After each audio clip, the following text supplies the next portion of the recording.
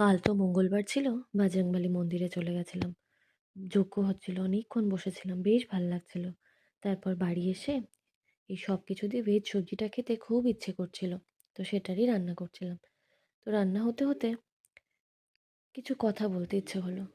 আচ্ছা, সমস্যাহীন পৃথিবী কি হয় বলুন তো? সমস্যা কার নেই? কম বেশি সমস্যা সবার আছে। আর যার পরিস্থিতি না, সেই একমাত্র বোঝে, কেউ কারোটা বুঝবে না। তবে পরিস্থিতি যতই কঠিন আসুক, মরে যাওয়াটা কোনো সলিউশন না। বেঁচে থেকে লড়াই করতে হবে, আর আলোচনার মাধ্যমে সমস্যার সমাধান করতে হবে। কেউ যখন মরে যায়, সবার কাছেই অপশান থাকে, কিন্তু বাবা মার কাছে কিন্তু কোনো অপশান থাকে না। সবচেয়ে বেশি ক্ষতি বাবা মারই হয়।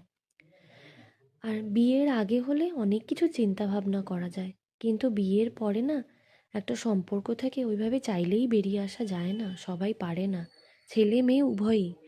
যখন একটা করে নতুন সকাল আসে, ভাবে এই বোধহয় আজকে সব সমস্যার সমাধান হয়ে গেল।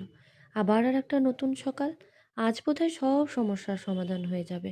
এই করে করে বহু ছেলে মেয়ে বছরের পর বছর কাটিয়ে দিচ্ছে। কারো সমস্যার সমাধান হচ্ছে, কারো হচ্ছে না, কেউ থেকে যাচ্ছে, কেউ বেরিয়ে যাচ্ছে।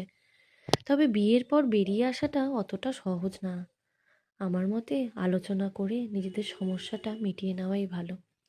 আর বিয়ের পর না, একটা ছেলের জীবনের থেকে একটা মেয়ের জীবন অনেক কঠিন। তাকে তার পরিবার, হাজবেন্ড, নিজের পরিবার সবটা নিয়ে চলতে হয়। তবে একটা ছেলেকে অতটাও চিন্তা করতে হয় না। সে যখন বাড়ি থেকে বেরিয়ে যায়, সে শুধু কাজটাতেই মন দিতে পারে। কিন্তু একটা মেয়ের ক্ষেত্রে সেটা হয় না। মেয়েটাকে যেমন কাজটাও করতে হয়, তাকে পরিবার নিয়েও চিন্তা করতে হয়।